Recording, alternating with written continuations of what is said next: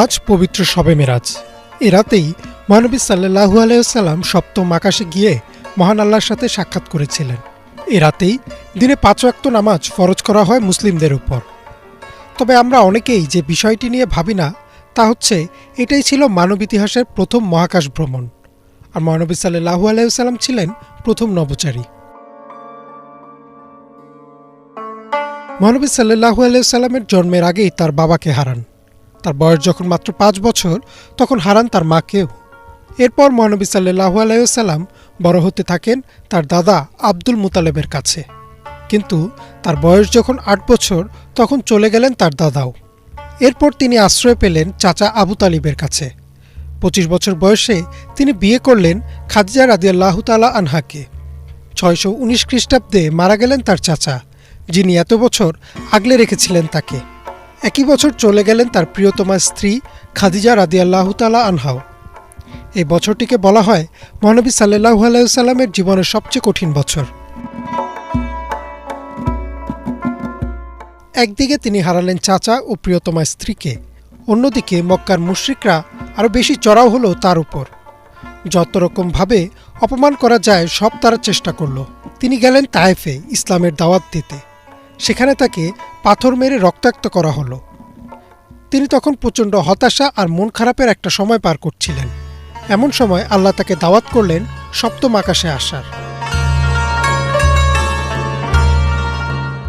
মহানবী সাল্লাল্লাহু আলাইহি ওয়াসাল্লাম বলেন, এক রাতে তিনি কাবার কাছে ঘুমিয়েছিলেন। এমন সময় জিবরাইল আলাইহিস সালাম তার কাছে এসে তাকে ঘুম থেকে ডেকে তুললেন। মহানবী সাল্লাল্লাহু আলাইহি ওয়াসাল্লাম দেখলেন জিবরাইল আলাইহিস সালাম একা নন, তার সাথে রয়েছে একটা জন্তু যার নাম বোরাক। বোরাকের ব্যাপারে মহানবী সাল্লাল্লাহু আলাইহি ওয়াসাল্লাম বলেন, এটি দেখতে অনেকটা ঘোড়ার মতো। এটি ছিল নবী রাসূলদের বাহন, আর যতদূর দৃষ্টি যায় ততদূর বোরাকের এক কদমের সমান।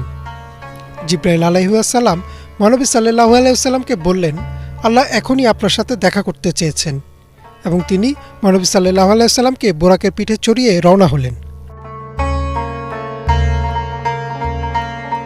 মহানবী সাল্লাল্লাহু আলাইহি ওয়াসাল্লামকে মক্কা থেকে প্রথমে নিয়ে যাওয়া হলো জেরুজালেমে মসজিদুল আকসায়। মহানবী সাল্লাল্লাহু আলাইহি ওয়াসাল্লাম মসজিদুল আকসার বাইরে খুঁটির সাথে বোরাককে বেঁধে রেখে ভেতরে গেলেন আর 2 রাকাত নামাজ আদায় করলেন। কোনো কোনো বর্ণনায় আছে তিনি সেখানে পূর্ববর্তী নবী রাসূলদের সাথে ইমাম হিসেবে 2 রাকাত নামাজ আদায় করেন। এরপর তিনি রওনা করলেন আকাশের উদ্দেশ্যে। আমরা রাতে খালি চোখে আকাশের দিকে তাকালে যা দেখি, বা আমাদের তৈরি সবচেয়ে শক্তিশালী দূরবীক্ষণ যন্ত্র দিয়ে যতদূর দেখা যায় সব হচ্ছে প্রথম আকাশের একটি অংশ মাত্র। মহানবী সাল্লাল্লাহু আলাইহি ওয়াসাল্লাম চোখের পলকে এই অংশ পার করে ফেললেন আর পৌঁছে গেলেন প্রথম আকাশের দরজায়। প্রথম আকাশে মহানবী সাল্লাল্লাহু আলাইহি ওয়াসাল্লামের সাথে দেখা হলো আদম আলাইহিস সালামের। মহানবী সাল্লাল্লাহু আলাইহি ওয়াসাল্লাম আদম আলাইহিস সালামকে সালাম দিলেন। আদম আলাইহিস সালাম সালামের উত্তর দিয়ে তাকে স্বাগত জানালেন।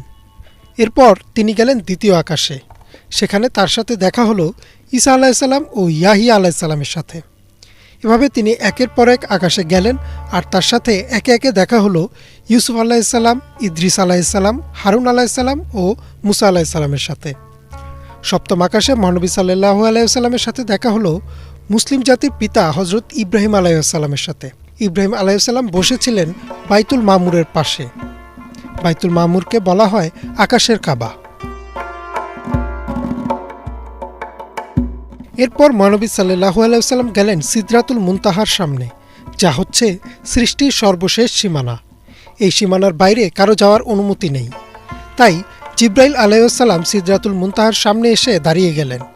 মহানবী সাল্লাল্লাহু আলাইহি ওয়াসাল্লাম একাই সামনে গেলেন, আর আল্লাহর সাথে তার সাক্ষাৎ হলো। মহানবী সাল্লাল্লাহু আলাইহি ওয়াসাল্লাম সরাসরি আল্লাহর সাথে কথা বললেন।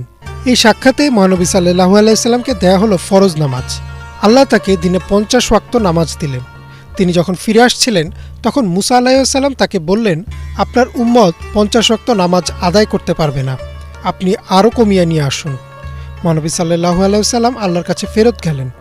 আল্লাহ 5 ওয়াক্ত নামাজ কমিয়ে 45 ওয়াক্ত করে দিলেন। এরপর মুসা আলাইহিস সালাম আবার বললেন, এই নামাজও অনেক বেশি, আপনার উম্মত পারবে না। মহানবী সাল্লাল্লাহু আলাইহি ওয়াসাল্লাম আবার গেলেন।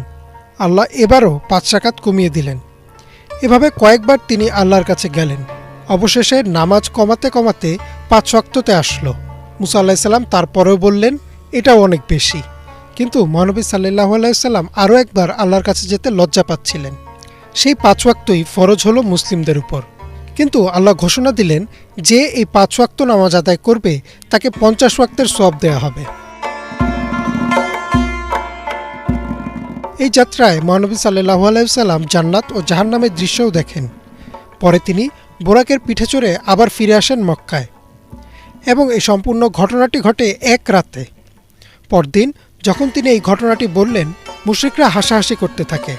তারা আবু বকর রাদিয়াল্লাহু তাআলা আনহুর কাছে গিয়ে বলে, তোমার বন্ধু পাগল হয়ে গেছে, সে নাকি এক রাতে মক্কা থেকে বাইতুল মাকদাস গেছে, এরপর আকাশে গেছে, আবার ফিরেও এসেছে। তখন আবু বকর রাদিয়াল্লাহু তাআলা আনহু বললেন, মুহাম্মদ সাল্লাল্লাহু আলাইহি ওয়াসাল্লাম যদি এই কথা বলে থাকেন তবে নিঃসন্দেহে এটাই ঘটেছে। এরপরেই তাকে দেওয়া হয় সিদ্দিক উপাধি, যার অর্থ সত্যবাদী।